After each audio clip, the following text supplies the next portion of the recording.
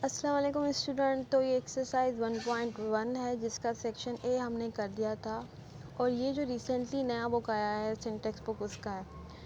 तो इसका जो है कन्वर्ट इनटू डेसिमल फ्रैक्शन और उसके बाद हमें इंडिकेट करना है कि ये टर्मिनेटिंग है और नॉन टर्मिनेटिंग है।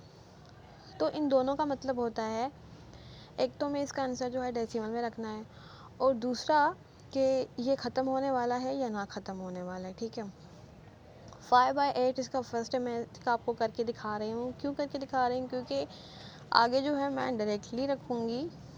अब मैंने ये किया है, अब मैं आपको समझाऊँ कि 5 जो है न्यूमरेटर जो होता है वो हमारा डिवाइडेंड बन जाता है और डिनोमिनेटर जो है वो हमारा डिवाइज़र बन जाता है। तो हमारा जो न्यूमरेटर है वो जो 5 था, 8 की टेबल जो है 5 पे नहीं जाएगी, हमने ऊपर रखी डेसिमल और 0 पुट किया। उसके बाद जितने टाइम जा रहे होते हैं हम नीचे करते आ रहे हैं और जहाँ जहाँ हमें ज़ीरो की ज़रूरत पड़ी, ऊपर तो डेसिमल मौजूद है तो हम ज़ीरो वैसे ही पुट कर सकते हैं। ये मेरा सिखाने का मतलब था। अब आगे मैं डायरेक्ट करूँगी और ये टर्मिनेटिंग था। लास्ट में हमारी जो रिमाइंडर है वो 0 आई थी। उसके बाद आते हैं सेकंड पे 4/18, तो ये नॉन टर्मिनेटिंग है। आप देख सकते हैं मैंने आगे डॉट डॉट दिए हैं, इसका मतलब ये कंटिन्यू है और पता नहीं कब ख़त्म होगा। एक तो ये डेसिमल में आ गया और दूसरा जो है ये नॉन टर्मिनेटिंग है, ना ख़त्म होने वाला है।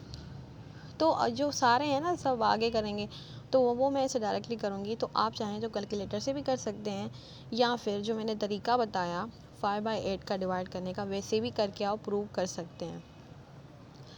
अब तीसरा है 1/15। ये भी हमारा नॉन टर्मिनेटिंग है और रिकरिंग भी है साथ में, क्योंकि वही सेम नंबर आप देख सकते हैं बार बार रिपीट हो रहा है, तो इसको हम जो है नॉन टर्मिनेटिंग और रिकरिंग का कहते हैं। लेकिन यहाँ सिर्फ हमें नॉन टर्मिनेटिंग ही बताना है, ज़्यादा नहीं बताना। और उसके बाद आते हैं नंबर 4 पे। नंबर 4 है 49/8।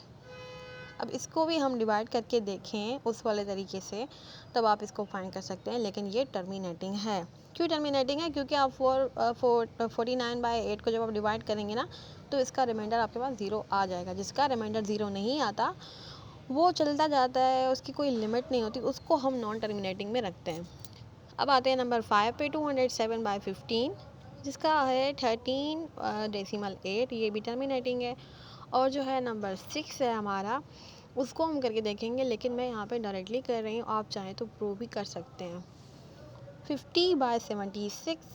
अब इसको अगर हम कम्प्लीटली डिवाइड करें तो इसका आंसर कुछ इस तरह से आएगा। डेसिमल के आगे 0 रखना एक ऑप्शनल होता है, लेकिन इस तरह अच्छा नहीं लगता, इसीलिए हम डेसिमल के आगे 0 रखते हैं, वरना आप चाहें तो नहीं रख सकते। ये नॉन टर्मिनेटिंग है। यहाँ तक ख़त्म हुई।